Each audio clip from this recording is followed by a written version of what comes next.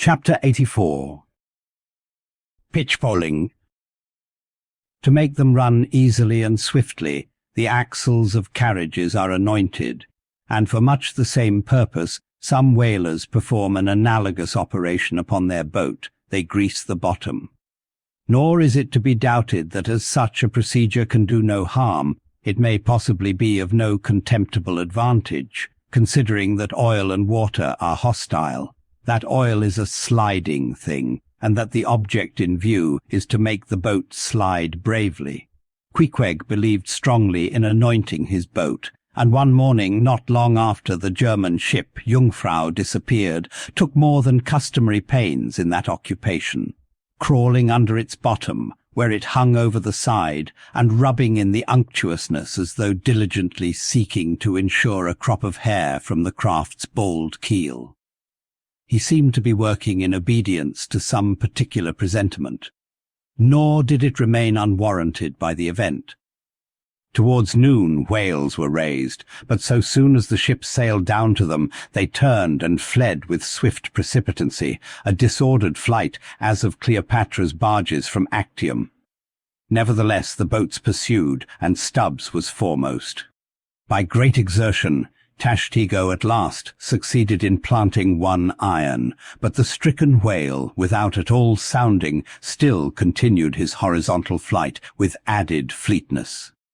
Such unintermitted strainings upon the planted iron must sooner or later inevitably extract it. It became imperative to lance the flying whale, or be content to lose him. But to haul the boat up to his flank was impossible. He swam so fast and furious. What then remained? Of all the wondrous devices and dexterities, the sleights of hand and countless subtleties to which the veteran whaleman is so often forced, none exceed that fine manoeuvre with the lance called pitchpoling. Small sword or broadsword in all its exercises boasts nothing like it.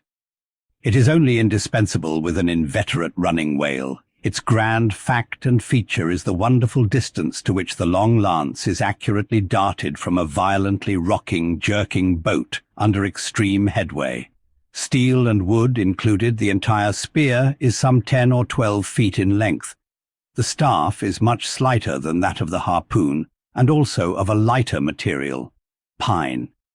It is furnished with a small rope called a warp, of considerable length, by which it can be hauled back to the hand after darting.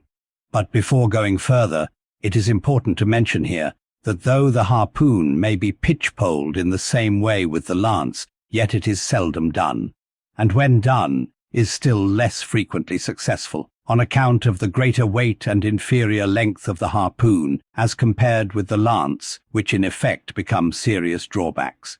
As a general thing, therefore, you must first get fast to a whale before any pitchpoling comes into play.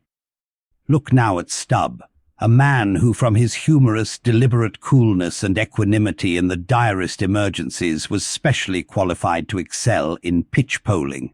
Look at him. He stands upright in the tossed bow of the flying boat, wrapped in fleecy foam. The towing whale is 40 feet ahead. Handling the long lance lightly, glancing twice or thrice along its length to see if it be exactly straight, Stubb whistlingly gathers up the coil of the warp in one hand so as to secure its free end in his grasp, leaving the rest unobstructed. Then, holding the lance full before his waistband's middle, he levels it at the whale, when, covering him with it, he steadily depresses the butt end in his hand, thereby elevating the point till the weapon stands fairly balanced upon his palm, 15 feet in the air. He minds you somewhat of a juggler, balancing a long staff on his chin. Next moment, with a rapid, nameless impulse, in a superb lofty arch, the bright steel spans the foaming distance and quivers in the life spot of the whale. Instead of sparkling water, he now spouts red blood. "That drove the spigot out of him!" cries Stubb. "It is July's immortal 4th. All fountains must run wine today.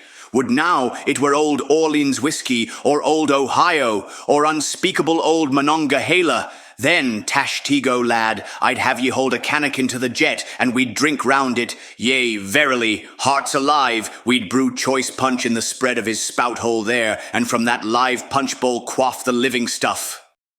Again and again to such gamesome talk the dexterous dart is repeated, the spear returning to its master like a greyhound held in skilful leash.